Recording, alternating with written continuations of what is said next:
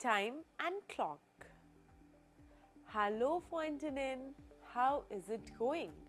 I'm sure you must be taking proper notes of what we are learning every module, and you must also be building your own content library. So, what new are we going to learn today?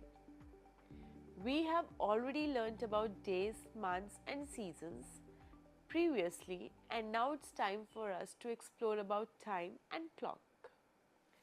Friends, how would it feel if you master telling time and reading clock in German and tell the same to others too? Won't it be great?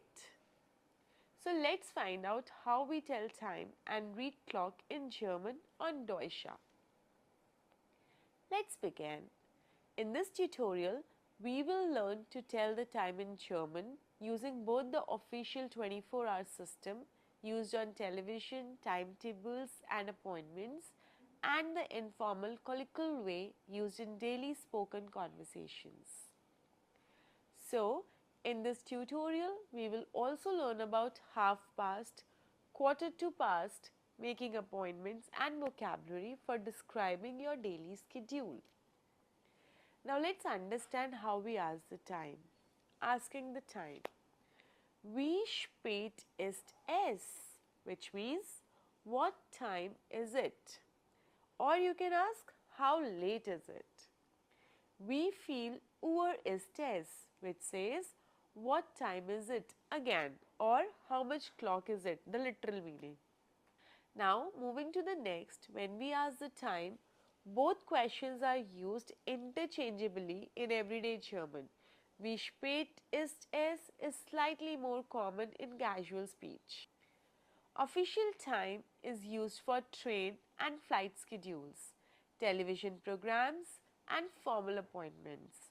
It simply states the hour 0 to 24 followed by Uhr and then the minutes. Es ist 20:15, which is like it is 20:15, or we will say 8:15 p.m. Then there is a formula here. We use hour plus Uhr plus minutes. So there is no need to say past or to. You simply read the numbers similar to saying 20:15 in English digital clock style. Now we will have an understanding of colloquial time, which is everyday spoken German. In relaxed conversation, Germans use a 12-hour system with special words for the half hour and quarter hours. This is the trickiest part for learners because half in German refers forward to the next hour, not backward to the previous one.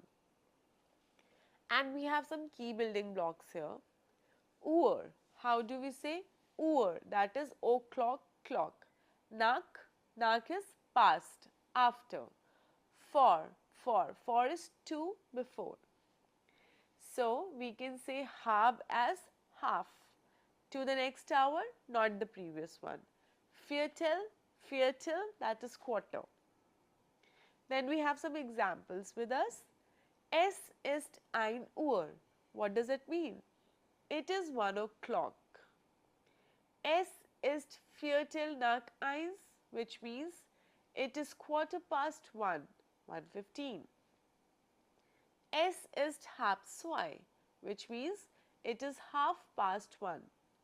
Then we have es ist Viertel vor 2, which is like it is quarter to 2. These examples you can see that the single most common mistake Indian learners make is halb 2 does not mean 2:30. No, it means 1:30. Always think of halb as halfway to the hour that follows. So we will see how we make appointments. Der Termin, which is the appointment. Einen Termin vereinbaren, which is to arrange an appointment. Now, how do we say punctual on time? This is pünktlich. Next, we have some useful phrases. Ich möchte einen Termin vereinbaren. So, what am I trying to say? I would like to make an appointment. Next one is, können wir uns 15 Uhr Can we meet at 3 p.m.? Der Termin ist am Montag halb 10, which is like the appointment is on Monday at 9:30. Then, ich bin leider zu spät, which says, unfortunately, I am running late. Now we are going to learn daily schedule vocabulary, which is der Tagesablauf. Aufwachen, aufstehen, which means to wake up, to get up. Frühstücken, frühstücken, which is to have breakfast. Then we have zur Arbeit, Schule gehen, which is to go to work, to go to school. Then zu Mittagessen, to have lunch. Nach Hause kommen, which is to come home. Zu Abendessen, to have dinner. Schlafen gehen, to go to bed or to go to sleep. Now let's have some examples from daily routine. Ich stehe 6 Uhr auf, which is I get up at 6 o'clock. Halb 8 frühstücke ich. At 7:30 I have breakfast. 9 Uhr gehe ich zur Arbeit. At 9 o'clock I go to work. So, let's do the practice, and the first question says, translate into German using the official 24-hour format. It is 18:45. So, how will you do it? You will just write Es ist for it is, and you will write the German part for 18:45, and you will get the answer. Moving to the second question, translate into English. Es ist Viertel nach 3. It is 3:15, 3:15. Then we have to translate this sentence into German. It is 4:30. So how will we say? Es ist 4:30, because we are saying it is 30 minutes to 5, not 30 minutes past 4. Then we have a fill in the blank question which says, ist Viertel-7, which means, what are we trying to say? We are trying to say that there are 15 minutes for 7. So 4 will come here. Ist Viertel vor 7. Fifth, write the German phrase for what time is it in 2 different ways. So we have learned this. The first way is wie spät ist es, and the second one is wie viel Uhr ist es.